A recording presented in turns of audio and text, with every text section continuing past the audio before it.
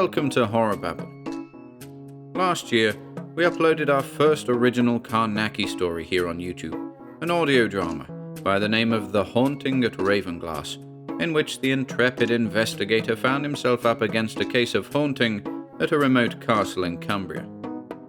Today, we're thrilled to present our second original Carnacki offering, a short story by the name of The Pit Golems. Carnacki is called to investigate a series of bizarre sightings revolving around a small, isolated village in the hills of West Yorkshire. Queer-looking strangers have been seen wandering the streets after dark, pilfering livestock. The villagers claim the interlopers are coming from an abandoned mine in the hills, a colliery said to have once been occupied by a practitioner of the dark arts. The Pit Golems is dedicated to our Cthulhu and Yellow level patrons, each of whom is named in the video description below. We hope you enjoy this one.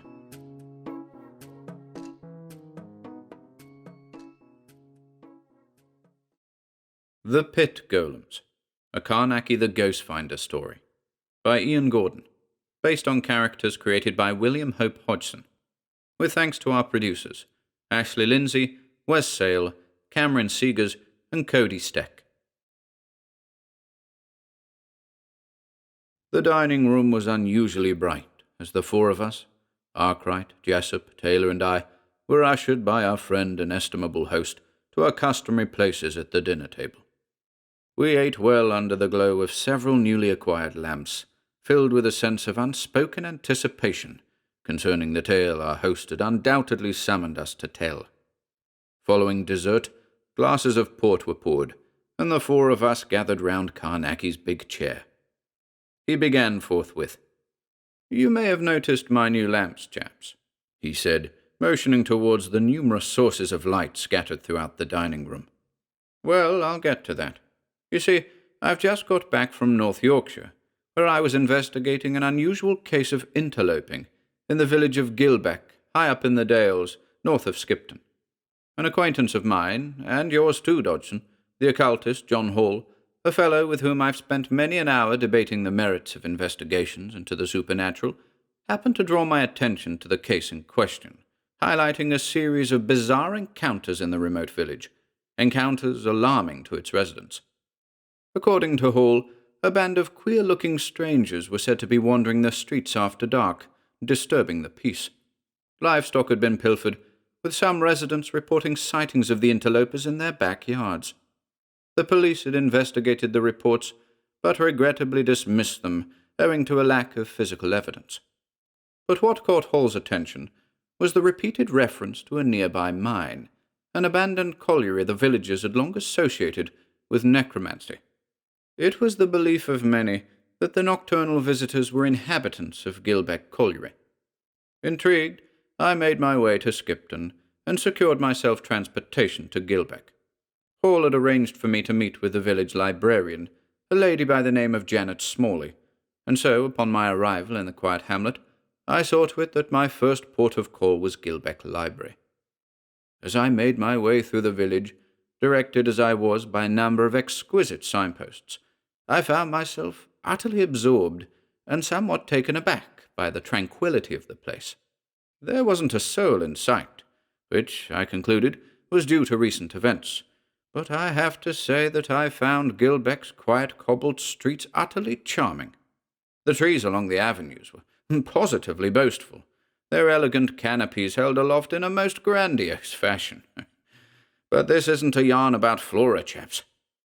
I located the library, and, upon entering, was warmly welcomed by Smalley, an extremely bright and accommodating young lady, tall, too. She stood at 6 feet, by my reckoning. She was accompanied by an incongruous individual with a most disquieting gait. The result of a clubbed foot was my initial surmise, an ancient, crooked fellow introduced to me as Beardsworth. But despite Smalley's extended courtesy on the man's behalf, he hadn't a word for the cat, if you'll mind the expression. What his interest was in my appointment with the librarian I hadn't the foggiest, but the young lady seemed to be comfortable in his company. Formalities exchanged, Smalley got to the matter at hand, expanding upon Hall's account, all the while observed by the eavesdropping Beardsworth.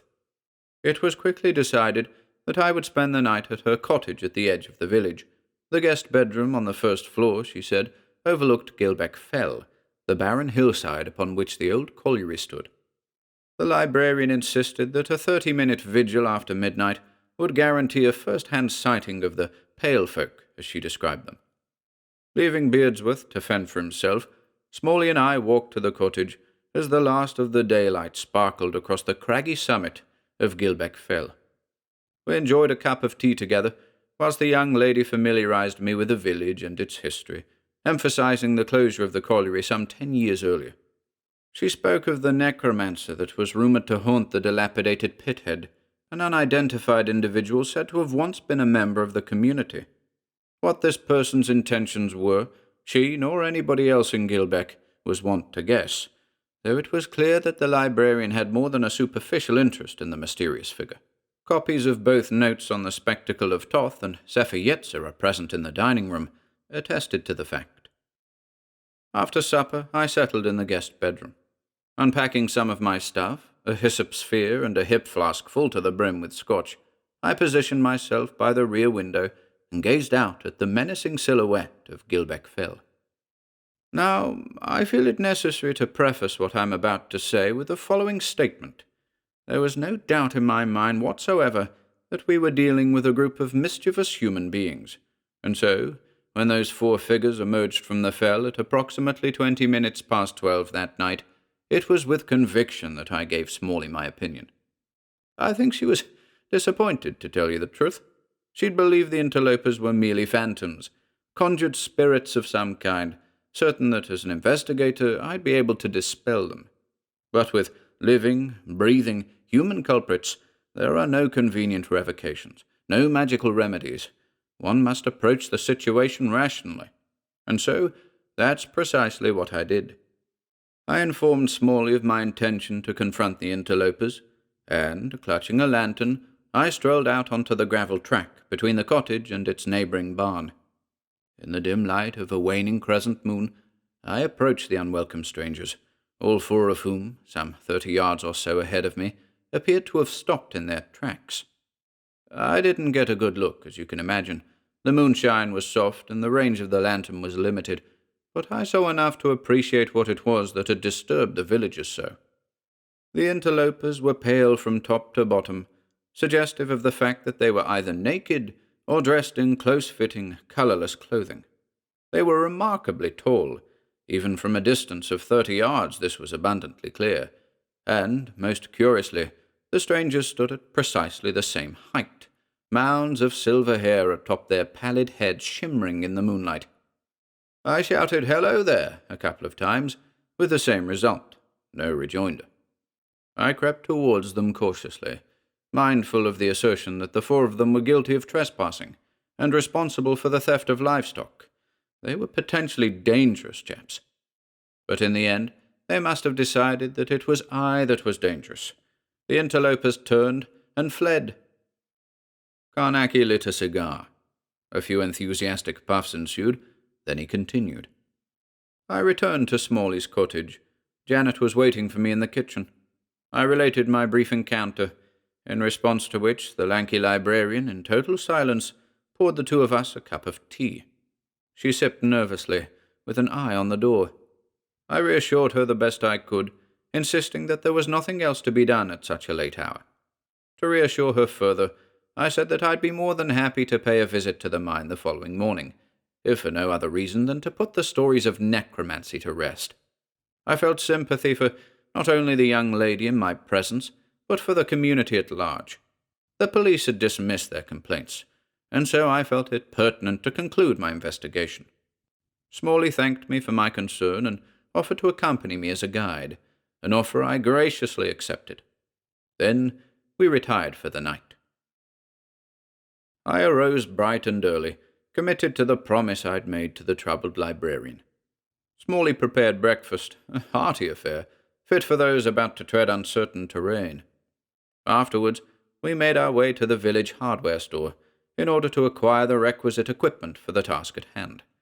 I have to point out, chaps, that I hope to avoid entering the mine, but on the off chance such a descent was necessary, I felt it appropriate we furnish ourselves with the following: a number of light sources, 4 flashlights to be precise, in addition to a dark lantern, a safety helmet apiece, a climbing rope, and 24 candles. These items, as well as my usual necessities. Word soon got round of my plan. Several villagers approached me directly, grateful for my commitment to solving a local mystery. The old fellow with the clubbed foot, Beardsworth, was on the prowl again, eyeing me with that deep scowl of his. It seemed that wherever Smalley and I went, he was there, watching, listening. By 10 a.m., the young librarian and I were ascending Gilbeck Fell by way of the old gravelled track, in the direction of the colliery. I don't mind admitting that it was quite a climb, chaps. Atop the fell stood what remained of the colliery's pithead, the rusty head frame and a number of crumbling stone buildings, any one of which, according to Smalley, could be the necromancer's base of operations. Despite my efforts to convince her otherwise the night before, she was steadfast in her belief that a mysterious sorcerer was at the heart of the thing. At a glance, the site looked utterly abandoned, silent as the grave. Warily, we entered the largest of the stone buildings. What a jumble it was! Collapsed rafters, rotten beams, it was in a tremendous state of disrepair. We trod with great care. A foot wrong in that place would have put a premature end to the investigation. Fortunately, the old roof had mostly perished, revealing a vast window to the sky, illuminating the detritus through which we were carefully sifting. I was on the lookout for paraphernalia, amulets and candles, alembics and beakers, anything to suggest the site had once been repurposed as a shrine to necromancy. But no such items were located, much to Smalley's chagrin. As we explored the other buildings, all of which were similarly dilapidated, it became increasingly clear to me that the site, at least above ground, had been vacant for a very long time. If the 4 interlopers were based at the colliery, they were undoubtedly to be found underground. Evidence to suggest that I was correct in my surmise presented itself shortly afterwards, as Smalley and I inspected the head frame. On entering the hoist room at its base, I immediately noticed, amongst the clutter and rusty machinery, a well-trodden path. Cautiously, we followed it. After a distance of 20 feet or so, the path intersected a wooden staircase, a descending flight that skirted the walls of the mineshaft itself, serving as an entrance to the tunnels beneath. Switching our flashlights on, we targeted the illimitable gulf below, revealing the sobering extent of the staircase. An incredibly discouraging sight, chaps. Smalley donned her helmet, a gesture sufficient enough to inform me that she intended to descend, with or without me. I tried to discourage her, highlighting the inherent dangers associated with entering a disused mine, but Smalley insisted that the source of Gilbeck's troubles lay down there in the darkness, and that she meant to identify it. It was about this time that I heard the unmistakable sound of footfalls behind us in the hoist room. I turned to meet the source of the noise, and directed the glare of my flashlight towards it. Hobbling in our direction was Beardsworth, his shambling gait unmistakable even in the shadows. Smalley called to him, cursing his judgment in choosing to follow us, but the man offered nothing in return. He stepped out onto the wooden staircase and eyeballed the blackness below with his deep-set, inquiring eyes. We left him there observing the gloom, bolstered by the fact that the old man would assuredly remain there. After all, he hadn't a safety helmet, nor a flashlight. As a matter of fact, he carried nothing whatsoever on his person. Down we went, Smalley and I, round and round in laborious circles, till, some 200 steps later, I'd been keeping count, we reached the bottom of that wearying flight. The air had grown increasingly foul with every step. I could taste it at the back of my throat, the essence of rotten wood mixed with charcoal. We found ourselves standing in a cramped chamber, within which 4 shadowy tunnel mouths beckoned us towards further gloom. I made a careful examination of the ground beneath our feet, and noted dozens of distinct footprints in the dust, some of which, I have to add, were made by bare feet. The impression seemed to be concentrated in a straight line between the bottom of the staircase and the leftmost tunnel, which, according to my compass, ran to the east. Lighting a candle, I placed it by the mouth of the tunnel, and, hesitantly, Smalley and I entered the passage. I can't say I've ever been particularly claustrophobic, chaps, but I don't mind admitting that I fell prey to that unwelcome sensation down there in the dark. Flashlights, and dark lanterns for that matter, do a poor job of illuminating a space. And so, deep in the earth, with naught but a pitiful beam of light to guide you, it's not so surprising that one should feel like a fish out of water. Oh, to be a coal miner. Pushing the claustrophobia to the back of my mind, Smalley and I edged ever forward into the blackness. The young lady's constitution amazed me. She walked with her head held high, determined to uncover the truth she believed dwelt in those God-forsaken corridors. And it wasn't long before her fortitude bore fruit. Having followed the passage unwaveringly for some 10 minutes or so, we happened upon an opening in the tunnel wall to our left. Its outline was incredibly rough, suggesting that the original miners had encountered a natural fissure in the bedrock. I immediately noted that the footprints we'd been following veered off into the opening, and so, once again, I lit a candle, placed it in the dust, and we crossed the threshold. Confirming my supposition, Smalley and I found ourselves traversing the irregular passages of a natural cavern. We crept through it carefully, lighting candles at perceived junctions, and looking for signs of activity in the sand beneath our feet. Presently, I became aware of a dim luminescence ahead. At my suggestion, Smalley and I switched off our flashlights and continued towards it. Accompanying the glow was a low hum, the drone of something electrical. Nearing the source of the luminescence, we noted that the glare was propagating from a large, open grotto. It was with the utmost vigilance that we entered that great space. At a guess, I'd say the grotto was some 50 feet in diameter, above the uneven surface of which striking stalactites drooped in disquieting groups. In the far corners, shadowy recesses refused to reveal their secrets.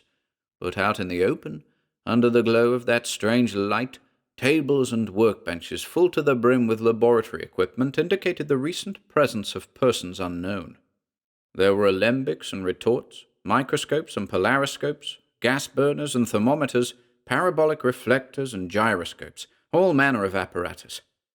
But the truth of the matter is, chaps, that the items strewn across the tables and workbenches were of little interest, compared with the curious contraption we observed beyond them.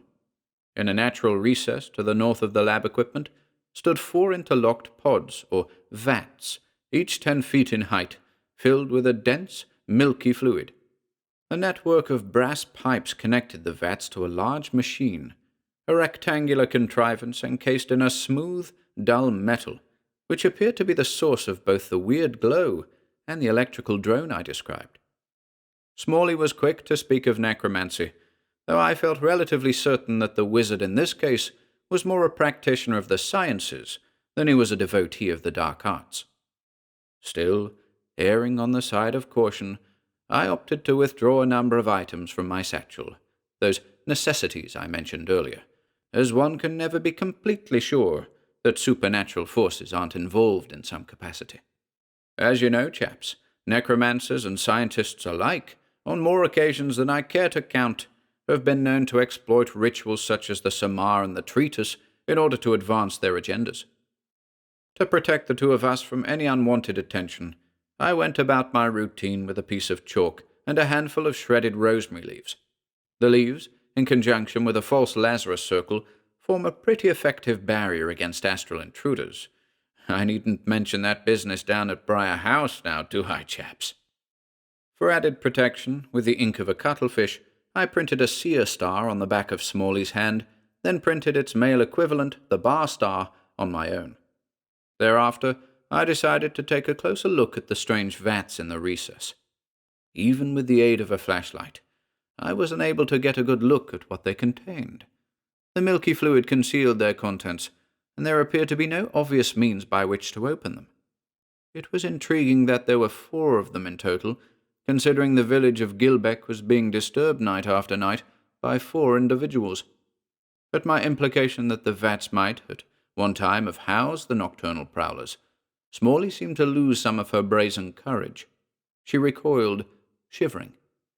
I was in the act of consoling the young librarian, when, quite suddenly, we were plunged into total darkness. In the same instant, the machine that had throbbed and hummed ceased to operate, denying a second sensed stimulus. The gloom wrapped about us like velvet. There was a tangibility to it, as though the pair of us had been directly introduced to the smothering fabric of space. Attempts to switch our flashlights on failed, and I was just about to withdraw the dark lantern when two distinct sounds followed. First came to my ears the distant clatter of footfalls, a single individual, 1 foot after the other. But the steps were uneven, oddly distributed, as though the figure responsible suffered from a clubbed foot, perhaps. Second, in addition to the steadily encroaching footfalls, I heard a queer sloshing noise emanating from the recess to my rear. Liquid was draining away, precisely akin to the sound one hears when a bathtub is purged of its last gallon of water. Can you imagine the scene? The steps came closer and closer, till I was absolutely sure that the stranger had reached the entrance to the grotto. There the sound ceased, and once again silence reigned supreme. Smalley broke the silence when she whispered, "Thomas, Thomas, are you there?" "Yes," I answered quietly. "We're not alone." Presently, the invisible stranger standing at the threshold of the cavern switched on a flashlight. Smalley and I recoiled from the light, turning away from it. As we did so, our unsuspecting eyes fell upon a ghastly sight in the recess. The milky fluid had completely drained from the vats, revealing 4 figures, the interlopers, each one standing upright in their respective pods, the glass casings of which had retracted inexplicably. This we observed in the flickering, unsteady glare of the stranger's flashlight beam. I turned to behold the bearer of the light, but was unable to perceive the figure standing at the back of it. "Who are you?" I inquired. "What do you want?" But the stranger's silence spoke volumes. Coupled with the irregular footfalls I'd heard, I concluded that the individual was none other than Beardsworth, the snooping old man who had followed us to the brink of the mine. But I kept my surmise to myself. Under the intense glare of the flashlight, I turned once again to the figures in the vats, withdrawing the dark lantern in the process.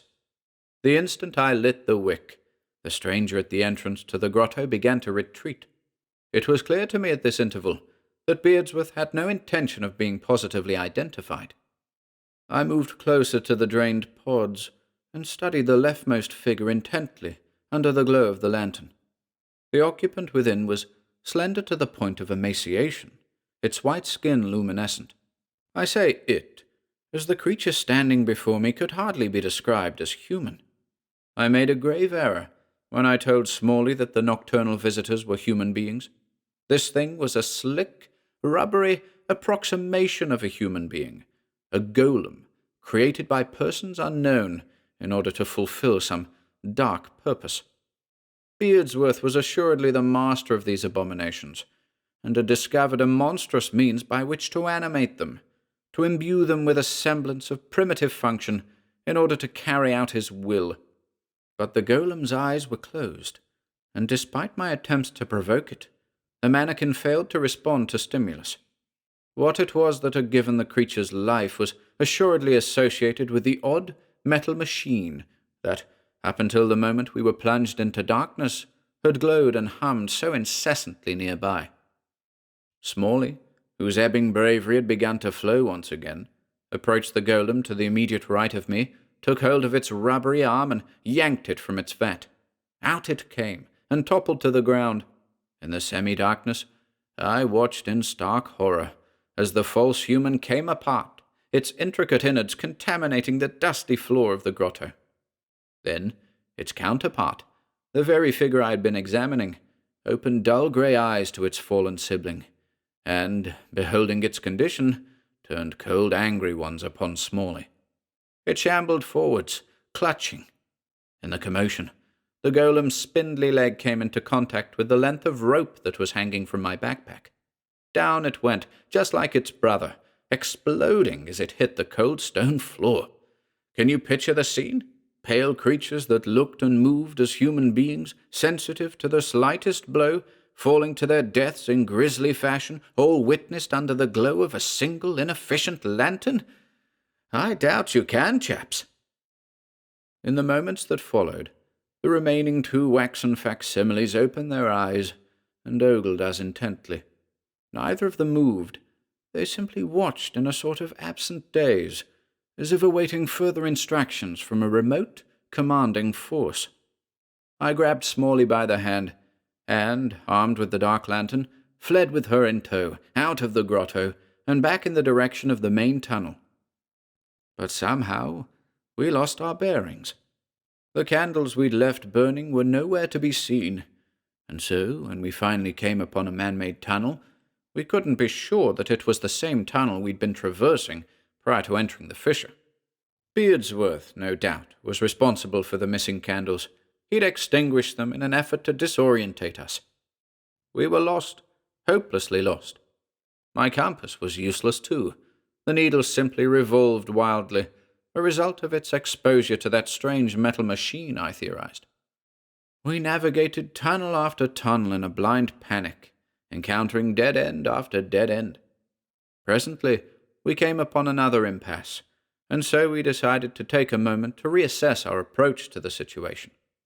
Having been guided by the dark lantern thus far, we tried our flashlights again. As luck would have it, they were operational once more. Reassured, I rotated the shutter of the dark lantern in order that we might discuss our options under the cover of darkness. Somewhere, out there in the depths of the labyrinth, we heard the vague suggestion of footsteps. But not those of Beardsworth. These were multiple, light, regular footfalls belonging to persons fleet-footed, mindless prowlers seeking their prey. We kept our voices low. "What are they?" Smalley asked. "Prototypes," I answered. "Prototypes?" Smalley echoed. "We have in our midst a mad scientist," I offered. "These creatures are the basis for something much more sinister. I believe your necromancer is in the process of developing vessels, host bodies for abhuman entities." I concluded that if the pair of us, Smalley and I, were able to escape the mine without the golems following us, that an explosive device of sufficient magnitude might be used to bring the headframe down upon the shaft, thus sealing the creatures inside, along with the laboratory and its contents. It simply remained for us to find our way back to the staircase, a task far from straightforward. When navigating a maze, a typical hedge maze, for example, one can secure a means of escape by following a single, uncomplicated principle. Commit to a single direction, left or right. And so I opted to guide the 2 of us out of the mine by sticking to that principle. No matter the nature of the junction, we would opt for the leftmost path, provided it was man-made, of course. With the dark lantern held aloft before us, we drew ourselves up against the leftmost wall of the tunnel and resumed our long and tedious journey back to the staircase, all the while mindful of the distant efforts of the surviving golems. Rats and other vermin were familiar with the halls too, and were brazen in their approaches, coming all too close to us on more than one occasion, threatening to alert our seekers. But we remained calm and continued resolute. Can you imagine it, chaps? 2 hapless explorers deep in the mines, hunted by golems, rats our only company? I was suffering from shortness of breath, and the air was stale and humid, making progress difficult. We paused more times than I dare to recall, eagerly sipping at the paltry supply of water we carried in waterskins, perpetually wary of our pursuers. And not only them. What of Beardsworth, the unwelcome visitor who, in no uncertain terms, had brought about our present circumstances? Hours elapsed down there in the gloom. The scenery was repetitious and unchanging, and still, tunnel after tunnel, junction after junction, we went left, always left. Several times we heard our pursuers nearby, a couple of tunnels over, or a matter of yards to our rear, seeking us with an obstinate tenacity. It was during those dark moments that I contemplated the purpose of the golems. We've discussed the outer monstrosities many times, chaps, and have spoken of that inscrutable protective force that defends the human soul from such abominations. It occurred to me that perhaps the scientist behind the creation of the creatures had discovered a way in which to circumvent the protective force in order to provide the outer monstrosities with a physical presence here among men. A dreadful philosophical question arose in my mind. Would the protections and rituals we'd grown to rely upon in the face of evil still serve us in the presence of that evil made flesh? That notion haunted me down there in the mines, but it also spurred me on, reminding me of the importance of making it back to the world of light, to put a stop to the madness at hand. On we pressed, Smalley and I, weak and exhausted, relentlessly chasing our goal. Eventually, we came upon that which we sought, the cramped chamber at the bottom of the staircase. It was no exaggeration to conclude that we covered a number of miles down there in the old tunnels, and, miraculously, had succeeded in avoiding our pursuers in the process. But as I contemplated that success, we heard footsteps once more, much closer than before. With what remained of our rapidly diminishing energy reserves, Smalley and I mounted the first stair and took off climbing at a tremendous pace. Moments later, the creatures were in pursuit, only something unexpected played a part in our escape. The golems seemed perplexed by the stairs. Fleet-footed though they had been on solid ground, faced with the relatively mundane task of climbing a flight of stairs, the pair were forced to crawl on their hands and knees, their imitation brains unable to process the complex variables required to ascend on 2 feet. Encouraged but mindful, Smalley and I pressed on, ever upwards, till the slow-climbing golems were far below us in the inky blackness. Can you picture it, chaps? Pale mannequins crawling on all fours, their dull grey eyes full of malignant intent? Much to our relief, we reached the surface, but upon entering the hoist room, we suffered a shock. The body of Beardsworth lay in a crumpled heap amongst the rubble and rotting equipment. My initial impression was that he had suffered a blow to the head, but we had little time to contemplate his passing. And then, suddenly, an almighty crash sounded in the mineshaft to our rear. Turning, our gazes met dancing flames, the result of some sort of bottle bomb tossed into the shaft by persons unknown. The fire rapidly consumed the wooden stairs, crimson tongues lapping at clouds of smoke, as Smalley and I watched, bewildered. In a matter of minutes, the topmost steps buckled, resulting in a cascade effect. The entire structure gave way. Smalley and I fled through the hoist room and into the last light of day. There was an almighty whoosh as a huge ball of flame drove its way up the tunnel, then exploded in a cloud of orange light and charred debris, obliterating the headframe in the process. That was the end of Gilbeck Colliery, chaps. Smalley and I returned to the village in order to contact the fire brigade. The firemen fought the blaze throughout the night. By morning, little remained of the old colliery, other than the walls of the stone buildings and the sinister outline of the fallen headframe. Undoubtedly, the slow-climbing golems were crushed in the stair collapse. If the fates of their fragile siblings were anything to go by, there would be nothing left. Later, Smalley and I were tasked with relaying our adventure to the police. Several questions needed to be answered. What were we doing there? What started the fire? And, chiefly, what happened to Richard Beardsworth? Well, chaps, I'll tell you how I answered those questions right now. What were we doing there? Well, that was an easy enough question to answer. I simply explained that I had been called, as a private investigator, to inspect reports of livestock thieves operating in the village after dark. I went on to say that an encounter with said interlopers led Smalley, who was assisting me, and I, to Gilbeck Colliery, where we took the unfortunate decision to descend into the mine in order to locate the culprit's hideout. What started the fire? Again, my answer was pretty straightforward. I didn't know, nor did Smalley. Whoever was responsible for tossing that bottle bomb into the mine shaft was beyond our reckoning. What happened to Richard Beardsworth? Now that question presented a bit of a quandary, chaps. You remember, I said that Smalley and I stumbled upon Beardsworth's body in the hoist room. Well, we described as best we could the precise location of the body before the fire broke out. Later, when sifting through the debris, the police unearthed no evidence that a body had been present. No bones, no personal effects, with the exception of one intriguing anomaly: an artificial limb.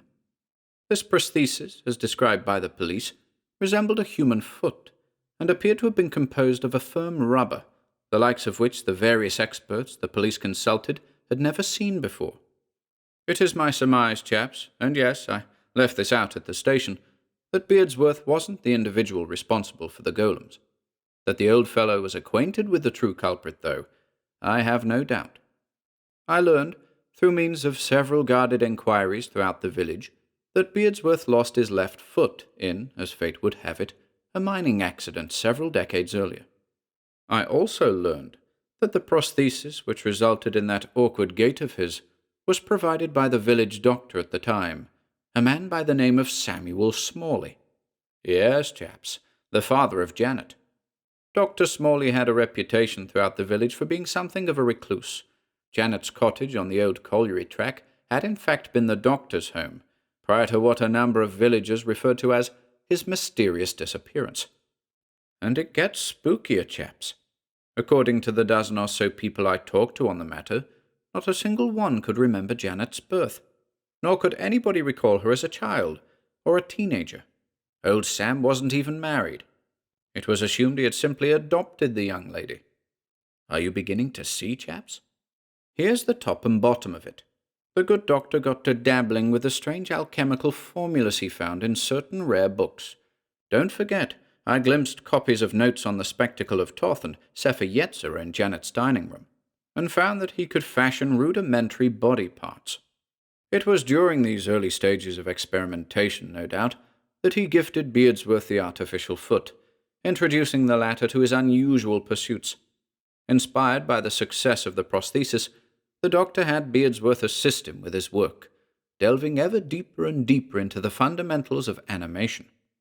Notes on the spectacle of Toth includes a cautionary passage on the subject of the golem, stating that a creature composed of certain materials may in fact, under the right conditions, serve as a conduit for certain abhuman entities, allowing them to walk among men.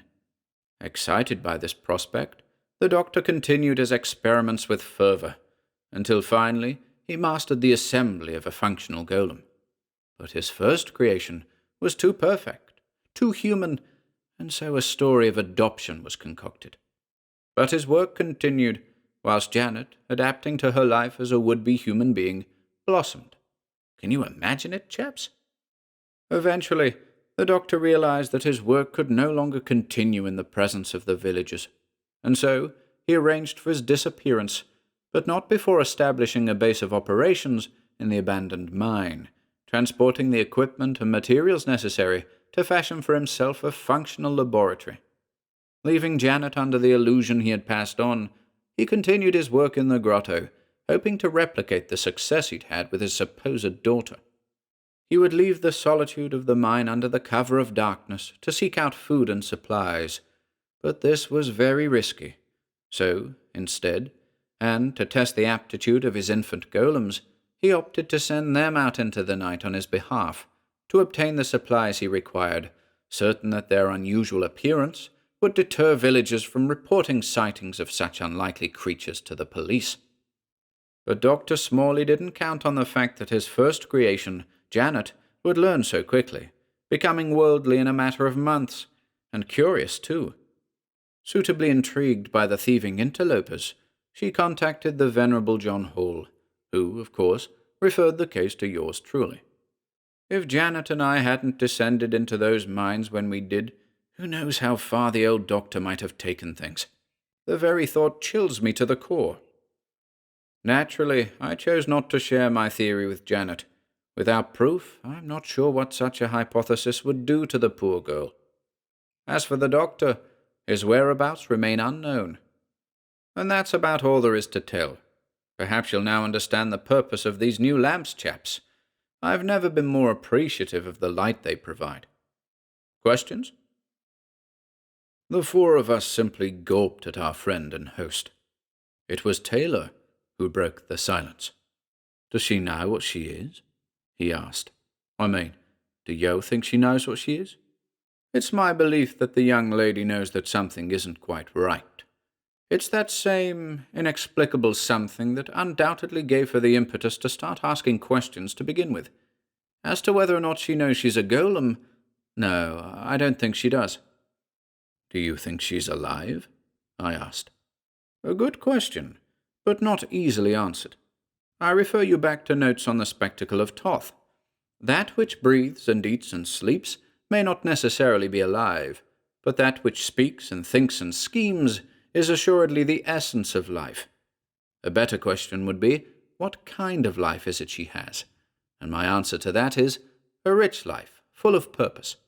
"What was the doctor hoping to achieve by exposing you to the golems?" Arkwright put in.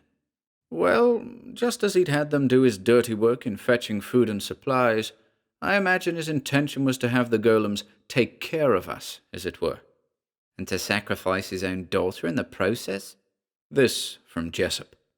"Janet wasn't terribly important to the doctor, as evidenced by his decision to have her believe he was dead. I assert that his primary motivation was to lure me into the mines. Remember, the authorities weren't a threat to him, but a private investigator with an interest in the occult. When the golems failed, he was left with only one option, to set the mine ablaze. I believe poor Beardsworth just happened to be in the wrong place at the wrong time. But knowing what I know now, his persistent curiosity is less of a mystery to me." "What about the doctor?" I asked. "What do you think he'll do now?" "I don't know, Dodgson. I'd say he'll be on the lookout for a new base of operations. Judging by his rate of success, a man like that won't succumb to minor setbacks. I only worry for Janet." Carnacki nodded his head grimly and extinguished his cigar. Rising, he escorted the four of us to the door. "Out you go," he said, in his usual friendly manner. And we went out into the embankment, hopeful that the days of the witch-doctor, Samuel Smalley, were numbered.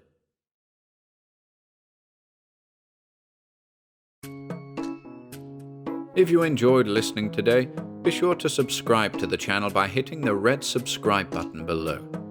After doing so, click the bell icon next to the subscribe button to receive new content notifications. If you'd like to support our work and receive exclusive perks, consider becoming a channel member by clicking the join button below. To support us in other ways, see the video description for links to our Bandcamp and Patreon pages, our merch store over at Teespring, and further information relating to our releases on Audible, iTunes, and Spotify. And until next time,